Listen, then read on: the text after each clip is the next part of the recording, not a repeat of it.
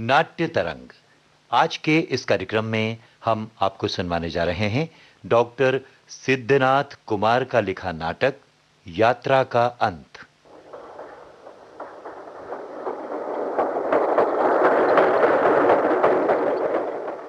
आप कब तक खड़े रहेंगे बाबू? यहाँ बैठ जाइए ना। बैठकर क्या करूंगा भाई, यूं ही ठीक हूँ।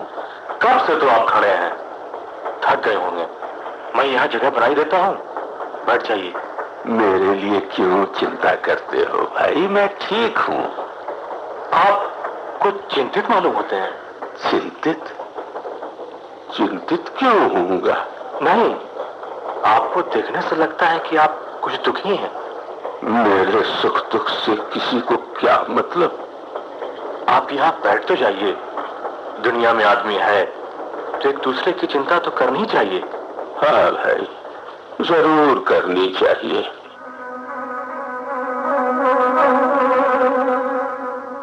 तुम मेरी चिंता न करोगे तो कौन करेगा बेटे, कौन करेगा? मैं लाचार हूँ पिताजी। ये मेरी इज्जत का सवाल है राजेश बेटे, ये मेरी इज्जत का सवाल है। नरेश लाचार है तो मैं भी लाचार हूँ। आप कुछ सोच रहे हैं क्या? हाँ? नहीं भाई, सोचूंगा क्या? मेरे पास सोचने को है क्या? घर परिवार में तो सब ठीक है ना? हाँ, सब ठीक ही है। क्या कह रहे हैं आप? राजेश की माँ, जिस धरती पर मैं खड़ा था ना, वो धरती मेरे पैरों के नीचे से खिसक गई है। मैं कैसे खड़ा रहूं यहाँ, जहाँ धरती दरक गई हो, दीवारें दरक गई हो, जिंदगी दरक गई हो, वहाँ राजेश की माँ मैं नहीं रहूंगा, मैं नहीं रहूंगा। लेकिन आप जा कहाँ रहे हैं? पिताजी, मुझे गलत नाम से न पुकारो। आप आराम से बैठिए ना। मैं बहुत ठीक हूँ भाई, बड़ी मेहरबानी है तुम्हारी। इसमें मेहरबानी की क्या बात है? आदमी एक दूसरे की मदद नहीं करेगा तो दूसरा करेगा कौन? ठीक कह रहे हो तुम भाई। आप जा कहाँ रहे हैं? क्यों? नहीं पूछना चाहिए क्या? नहीं भाई, पूछने में क्या हर्ज है। मैंने यही जानने के लिए पूछ दिया कि कहाँ तक आपका साथ रहेगा। कहाँ जा रहे हैं आप? यही तो नहीं मालूम है मुझे। क्या कह रहे हैं आप? सच ही तो कह रहा हूँ भाई, जानता तो बतलाने में हर्ज ही क्या था। मैं खुद नहीं जानता कि मैं कहाँ जा रहा हूँ, बस चला जा रहा हूँ, चला जा रहा हूँ।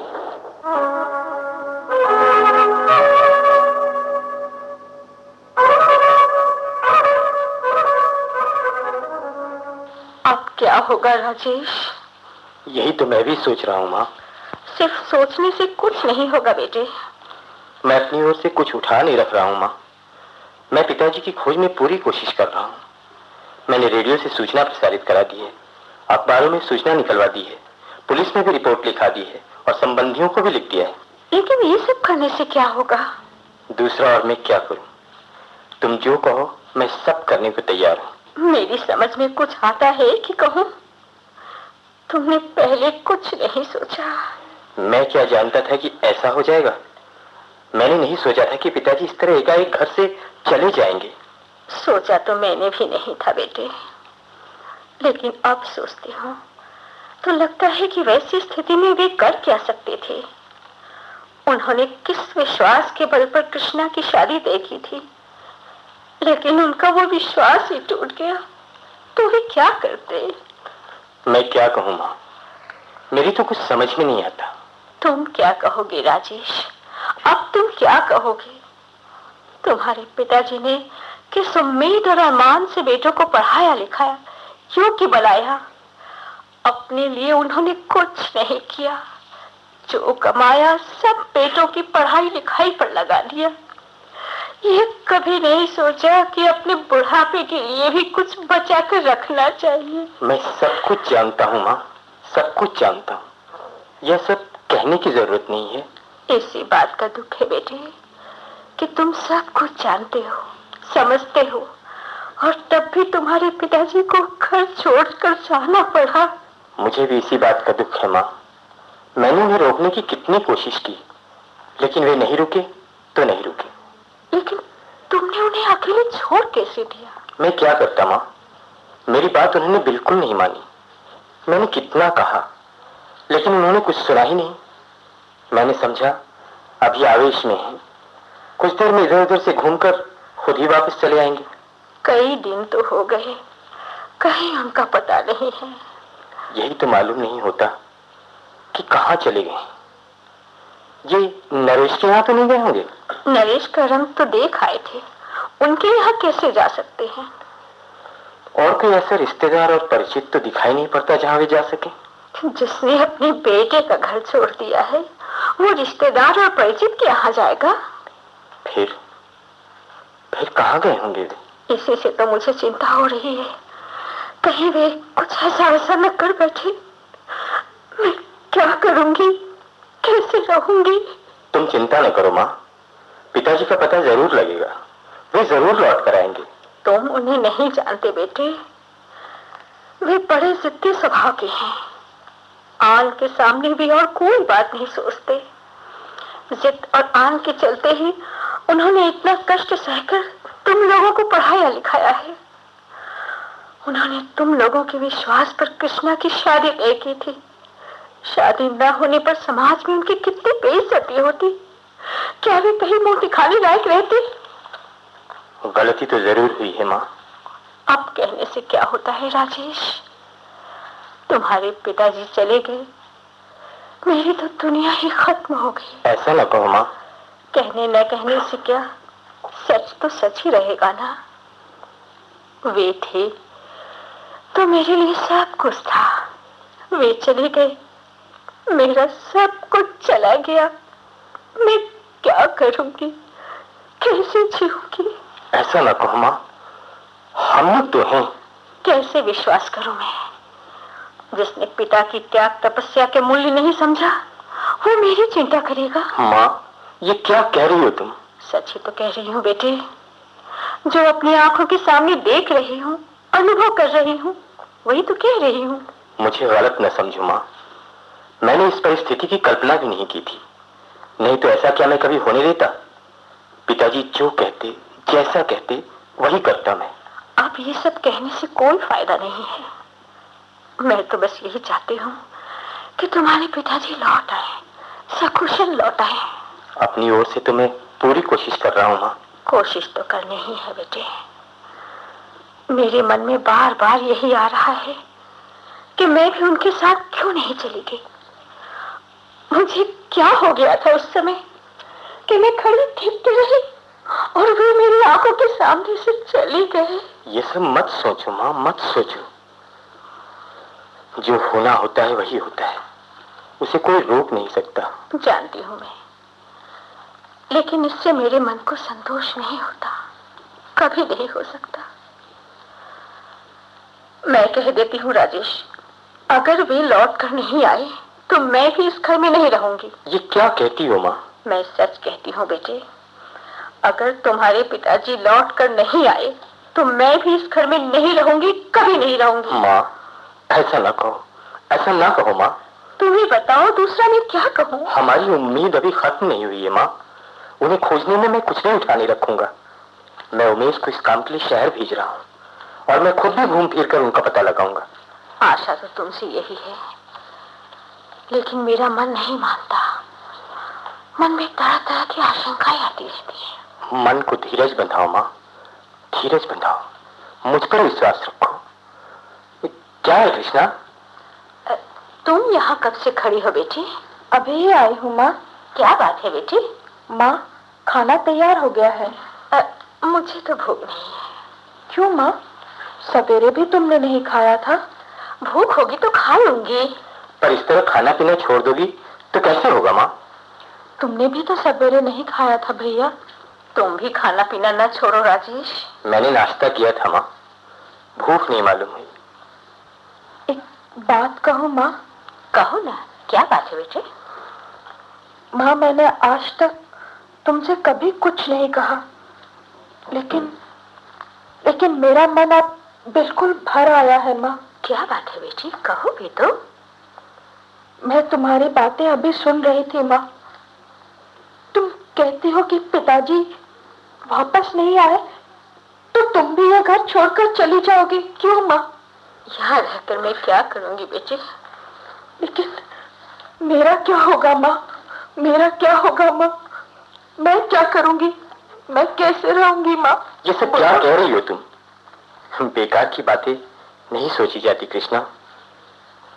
ये बेकार की बातें नहीं है भैया, जिंदगी की असलियत है। मेरे मन में शुरू से ही बेचैनी रही है और पिताजी के जाने के बाद मेरी बेचैनी और बढ़ गई है भैया। बार बार मुझे लगता है कि जो कुछ भी हो रहा है उसकी जड़ में सिर्फ मैं ही हूँ। ये सब नहीं कहते बेटी, ये सब नहीं कहते। क्या करूं माँ? मुझे बताओ मैं क्या करूं? मुझसे अब रहा नहीं जाता माँ। अपने ही कारण इस घर को बर्बाद और परेशान होते देख मैं सचमुच बहुत बेचैन हूँ माँ। सब कुछ मेरी शादी के कारण ही तो हुआ है। इसी के लिए तो पिताजी इतने परेशान रहे।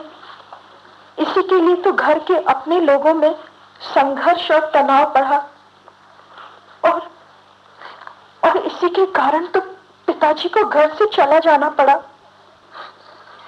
सबकी परेशानी की जड़ तो मैं ही हूँ माँ। काश कि मैं नहीं रहती माँ।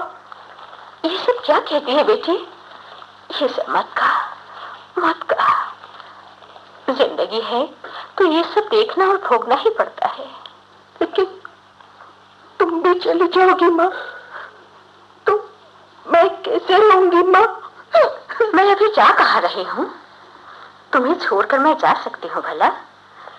बिना तुम्हारा इंतजाम हुए मेरे मन को कहीं शांति मिलेगी? लेकिन मैं क्या कहूँ, तुम्हारे पिताजी के जाने के बाद से मैं बहुत बेचैन हूँ, बहुत दुखी हूँ। हम सब दुखी हैं माँ, लेकिन सिर्फ दुखी होने से तो काम नहीं चलने वाला है ना। ऐसी परिस्थिति में हम लोग जितना कुछ कर सकते हैं करेंगे, जी जान लगाकर करेंगे। यह और कुछ सोचने का समय नहीं है। अभी तो उन्हें कहीं से खोजकर घर ले आना है। हे भगवान, कहाँ होंगे वो? कैसे होंगे? उनकी रक्षा करना भगवान।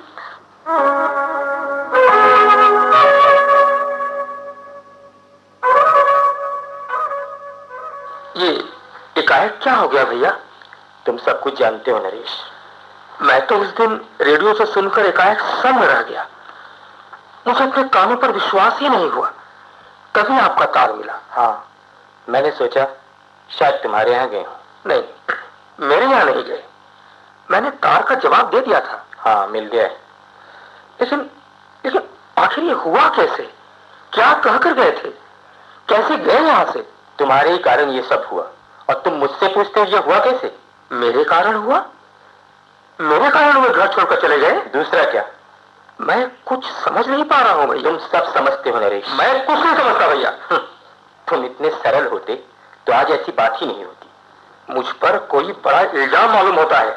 नहीं नरेश, इल्जाम लगाने वाला मैं कौन होता हूँ? मुझे तो सिर्फ दुख है इस बात का कि जिस पिताजी ने हम लोगों के लिए इतना किया, उन्हें हम लोगों के कारण घर छोड़ना पड़ा। कुछ बात भी तो बतलाइए भैया। कृष्णा की शादी के सिलसिले में पिताजी तुम्हारे पास गए थे? गए तो थे। तुमसे कुछ बातें हुई थी? तुमने क्या कहा था? मैंने कहा था कि मैंने मकान में काम लगा दिया है, पैसों की कमी हो गई है, इसलिए मैंने अपनी लाचारी जाहिर की। उसी लाचारी ने तो यह अनिष्ट कराया है नरेश। आपके यहाँ क्या बातें हुई?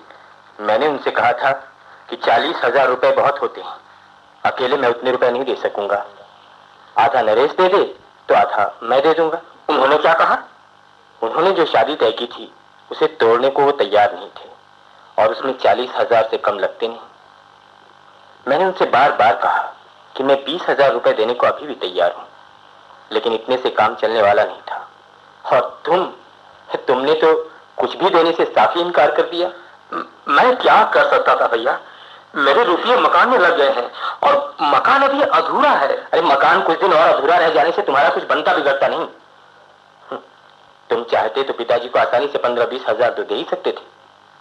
पिताजी की इच्छा पूरी हो जाती, कृष्णा की शादी भी हो जाती, और आज जो कठिन परिस्थिति हमारे सामने आई है, इसका सामना तो नहीं करना पड़ता। आप कहते तो ठीक है, लेकिन मैं अपनी लाचारी की बात क्या कहूं? कोई भी कह सकता है कि तुम्हारी लाचारी एक बहाना है। उनका सहज विश्वासी मन इसे बर्दाश्त नहीं कर सका। मुझे लगा कि वे एकाएक टूट गए। मैं उनकी स्थिति समझता हूं भैया, लेकिन मैं इसमें कर क्या सकता था? सब तो तुम ही कर सकते थे नरेश। तुमने रुपए दे दिए होते तो पिताजी को इस तरह घर तो नहीं छोड़ना पड़ता। जब ऐसी बात थी तो आपने ही पूरे रुपये क्यों नहीं दे दिए? आपके पास रुपये नहीं थे क्या? मुझे पहले शादी की बात का पता नहीं था और मैंने कुछ रुपए खास काम में लगा दिए थे। जानता हूं मैं वो खास काम। जमीन बाद में भी खरीदी जा सकती थी। मुझे शादी का पता रहता तो मैं कभी अपने रुपए जमीन में नहीं लगाता। ये सब कहने की बातें हैं भैया। तुम जो कहो नरेश, मैं अभी किसी बहस में नहीं पड़ना चाहता। अभी मैं बहस में पड़ने की स्थिति में हूं भी नहीं। अभी मेरे सामने दूसरी समस्या है। समस्या? क्या समस्या है? पिताजी के चले जाने से तुम्हें दुख नहीं होता क्या? होता क्यों नहीं भैया, लेकिन अब करना क्या है? पहले तो पिताजी की खोज करनी है, उन्हें वापस ले आना है। माँ कहती है कि पिताजी नहीं आए तो वो भी कहीं चली जाएगी। कृष्णा कहती है कि माँ यहाँ नहीं रहेगी तो वो भी नहीं रहेगी। समस्या तो कठिन है ही। खोज के लिए जो कुछ करना चाहिए वह सब मैं कर रहा हूं। ईश्वर करे वे वापस आ जाएं। कहीं कुछ हुआ तो बड़ी बदनामी होगी। बदनामी तो होगी ही, लोग तरह तरह की बातें करेंगे। ये तो है ही, अपना कर्तव्य भी तो है। आप जो कुछ उचित समझे करें, मैं आपके साथ हूं। पिताजी आए या ना आए, असली समस्या तो अपनी जगह पर है और उसे हम ही लोगों को सुलझाना है। आप कृष्णा की शादी की बात कर रहे हैं? हाँ, मैं उसी के बारे में कह रहा हूं। अब तो वो हम ही लोगों की जिम्मेवारी है ना। अब हम लोग उसे किसी दूसरे पर तो नहीं फेंक सकते। जैसे भी हो हम ही लोगों को निभाना है। हाँ, उसे भी देखा जाएगा भैया। तुम्हारा पूरा सहयोग चाहिए। मुझसे जो हो सकेगा जरूर करूंगा। पहले पिताजी के बारे में कुछ पता तो लगे। क्यों बेटे, कुछ पता लगा? नहीं माँ, कुछ भी नहीं मालूम हुआ। कितने दिन तो हो गए। हाँ माँ, इसीलिए अब मुझे भी चिंता होने लगी है। मैंने अपनी ओर से कुछ भी उठा नहीं रखा है। जहां जहां सूचनाएं दे सकता था सब जगह मैंने दे दी है। उमेश को भी मैंने इधर उधर घूमकर पता लगाने के लिए भेजा, खुद भी बाहर गया, पर कहीं कोई पता नहीं मिला। ये सब तो मैं देख रही हूँ। अब मैं क्या करूं, मेरी समझ में तो कुछ नहीं आता। मेरी भी आशा अब शेष हो गई है। अब क्या होगा? जो ईश्वर की इच्छा होगी। ईश्वर की ही इच्छा है तो किया जा सकता है। क्या सोच रहे हो तुम? अब मैं क्या सोचूं माँ? मैं कहीं जा तो नहीं सकती, लेकिन मैं जानती हूँ कि मैं भी अब बहुत दिनों तक जीऊंगी नहीं। ऐसा न कहो माँ। अब मैं क्या करूंगी बेटे? अब जिंदगी में मेरे लिए रह क्या गया है? अब मुझे चिंता है तो सिर्फ कृष्णा की। उसके लिए चिंता न करो माँ, उसके लिए हम लोग हैं। किसी तरह उसकी शादी हो जाती तो मैं निश्चिंत हो पाती। मरती भी तो शांति से मरती। यह सब मत कहो माँ। कृष्णा की शादी होगी और अच्छी जगह अच्छी तरह होगी। लेकिन उनकी इच्छा तो पूरी नहीं होगी बेटे। जो इच्छा उनके मन में थी, जिसके कारण उन्होंने घर छोड़ दिया, वो तो पूरी नहीं होगी। होगी क्यों नहीं माँ? कृष्णा की पूरी जिम्मेवारी हम लोगों पर है। हम लोग उसे सुखी देखना चाहते हैं। मैं तो चाहूंगी कि जो शादी तुम्हारे पिताजी ने तय की थी वही हो। तुम जो कहोगी वही होगा माँ। इतना आसान है बेटे? है क्यों नहीं? इतने रुपए लगेंगे। हम लोग खर्च करने को तैयार है माँ। फिर तो वही समस्या आएगी कि आधा नरेश दे, आधा तुम दोगे। मैंने नरेश से बातें की है। क्या कहता है वो? कहता है जितना उससे हो सकेगा जरूर देगा। और उससे कुछ ना हो सका तब? नहीं माँ, इस बार वह ऐसा नहीं करेगा। मुझे अब किसी पर विश्वास नहीं होता। नरेश क्या कहता है, क्या करेगा, नहीं कहा जा सकता। पिछली बार उसने ठीक मौके पर इनकार कर दिया था। पर इस बार ऐसा नहीं होगा माँ। वह कुछ नहीं देगा तभी शादी होगी। कौन करेगा इतना खर्च? क्यों, मैं करूँगा। सचमुच? एक बार मुझसे एक गलती हो गई है माँ, मैं उस गलती को दोहराना नहीं चाहता। तुमने अच्छी तरह सोच लिया है? हाँ, सोच ही लिया है। और बहू से पूछा है तुमने? पूछना क्या है माँ, मैं जो कहूँगा उसमें उसे एतराज नहीं होना चाहिए। चाहिए तो नहीं, लेकिन उसकी राय जरूरी है बेटे। वो भी तो इस घर में है। ठीक है, कहती हो तो पूछ लूंगा। अपने पिताजी के बारे में भी पता लगाते रहना। हाँ माँ, मैं निश्चिंत नहीं बैठा हूँ। तुम क्या सोच रही हो कमला? सोचना क्या है? पिताजी का तो कोई पता नहीं चला, लेकिन उनकी इच्छा किसी तरह पूरी होनी चाहिए। कैसी इच्छा? कृष्णा की शादी की। हाँ, शादी तो करनी ही है। माँ कहती है कि जो शादी पिताजी ने तय की थी वही होनी चाहिए। उसमें तो बहुत रुपये लगेंगे। हाँ, रुपए तो लगेंगे ही। आएंगे कहाँ से? उपाय करना पड़ेगा। क्या उपाय करेंगे आप? अरे उपाय क्या शहर के लोग करने आएंगे? हम ही लोगों को तो करना है ना। वही तो पूछ रही हूँ मैं। उपाय सीधा है, हम लोगों को ही सारे रुपए खर्च करने पड़ेंगे। क्या सब रुपये आप खर्च करेंगे? तो दूसरा कौन करेगा? और नरेश? फिर तुमने वही पुराना सवाल उठाया। सवाल तो उठाना ही पड़ता है। जब दोनों भाई कमाने वाले हैं, समर्थ है, तो बहन की जिम्मेदारी दोनों पर है। और उनमें से कोई एक अपनी जिम्मेवारी ना समझे तब? समझेगा क्यों नहीं, उसे समझाना पड़ेगा। और यदि वो समझने से इनकार कर दे तब परिस्थिति के अनुसार काम करना पड़ेगा। नरेश आधा देता है तो ठीक है, हमें आधा देने में कोई एतराज नहीं, लेकिन अगर वो बिल्कुल हाथ खींच लेता है तब तो हमें सोचना पड़ेगा। क्या सोचना पड़ेगा? हमें ही जब शादी तय करनी है तब हम अपनी शक्ति के अनुसार करेंगे। कहीं ऐसी जगह करेंगे जहाँ कम पैसे लगे। ओफो, यह संभव नहीं है कमला। पैसे कहीं कम नहीं लगेंगे। पिताजी ने कुछ सोच समझकर ही शादी तय की थी। वे कृष्णा की शादी अच्छे लड़के से करना चाहते थे। हम उनकी इच्छा नहीं पूरी कर सके तो वे घर छोड़कर चले गए। अब हमें कम से कम माँ की इच्छा का तो ख्याल करना है। ख्याल करने का ये मतलब तो नहीं है कि हम अपने बच्चों के भविष्य का ख्याल न करें। अपनी 3 बच्चियां हैं, अपना मुन्ना है, इनके भविष्य को भी तो देखना है। भैया, भैया, भैया, ये क्या हो गया भैया? क्या हो गया? क्या हुआ क्या नरेश? चल दिखे तो भैया, कृष्णा ने आत्महत्या कर ली है भैया। पंखे से छूट गई है। तूने क्या किया बेटी? तूने क्या किया? तूने क्या किया? मैंने कभी सोचा भी न था कि ऐसा होगा। तुमने चिट्ठी देखी है नरेश? कृष्णा ने लिखा है। मेरी प्यारी माँ, जब तुम मेरा निर्जीव शरीर हवा में झूलता देखोगी तब तुम्हारी जो हालत होगी उसे सोचकर मैं कांप उठती हूँ माँ। लेकिन मेरे लिए अब रास्ता ही क्या है? रोज रोज, हर मिनट, हर घड़ी मरने से तो एक ही बार मर जाना ज्यादा अच्छा है। मैं तुमसे बार बार कहती रही हूँ माँ कि मैं इन परिस्थितियों से ऊब गई हूँ माँ। अब मुझसे सहा नहीं जाता। सिर्फ मेरे कारण पूरा घर परेशान है। मेरे कारण पिताजी घर से चले गए। मेरे ही कारण तुम हमेशा चिंतित रहती हो। मेरे ही कारण माँ, मेरे भाइयों में इतना तनाव है। मैं नहीं रहूंगी तो चारों ओर शांति हो जाएगी। माँ, मैं जानती हूँ मौत किसी समस्या का इलाज नहीं है, लेकिन मुझे रास्ता नहीं सूझता माँ। देखो, मैं दहेज के लिए रुपए नहीं कमा सकती।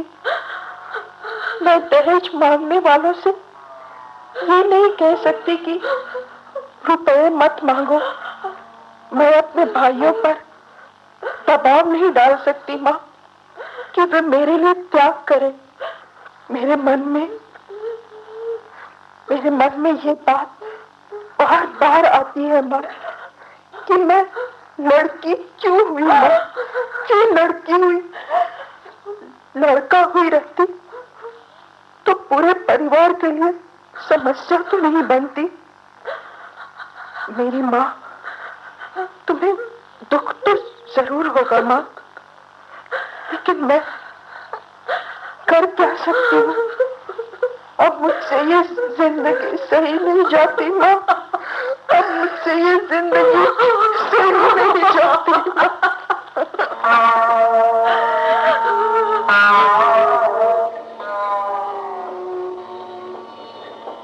आप ही से तो पिछली बार भेंट हुई थी। हाँ भाई, इसी ट्रेन में। ठीक तो है? ठीक ही हूँ। कहाँ जा रहे हैं? मैंने कहा था ना, मुझे खुद ही नहीं मालूम मैं कहाँ जा रहा हूँ। कई जगह उतरा लेकिन कहीं रुक नहीं सका। मैं नहीं जानता मेरी यात्रा का कहाँ अंत होगा। आपके अंदर जरूर कोई बेचैनी है। ये अखबार आज का है। हाँ, आज ही का है। लीजिए, देखिए। ये पत्र राजेश ने छपाया है क्या? राजेश? कौन? कोई नहीं, किसी राजेश ने ये पत्र छपाया है, वही देख रहा हूं। पूज्य पिताजी, पता नहीं आप कहाँ हैं। अगर आप यह पत्र देखें तो जहां भी हो लौट आइए। हमें माफ कर दीजिए, पूरा घर दुख में डूबा हुआ है। कृष्णा नहीं रही, मां मरनासन है। नहीं रही, मां मरनासन है। नहीं, ऐसा नहीं हो सकता, नहीं हो सकता। क्या बात है भाई साहब? मैं कहता हूं ऐसा नहीं हो सकता। कृष्णा नहीं रही, क्या मतलब है इसका? कहाँ नहीं रही? दुनिया में? नहीं, ऐसा नहीं हो सकता। ये आपके घर की चिट्ठी है। लौट जाइए भाई साहब, लौट जाइए भाई साहब। लौट कर क्या करूंगा? क्या करूंगा लौट कर? आपकी पत्नी बीमार है। हाँ, मेरी पत्नी बीमार है, लेकिन मेरी बेटी कहाँ गई? मर गई। कैसे मरी? नहीं, ऐसा नहीं हो सकता।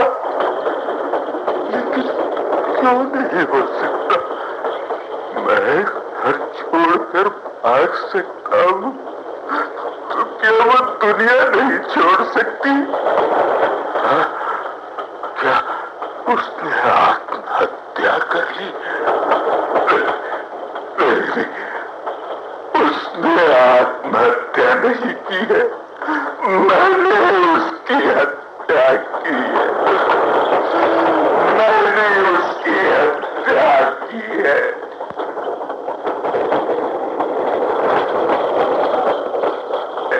लौट जाइए भाई साहब, लौट जाइए भाई साहब।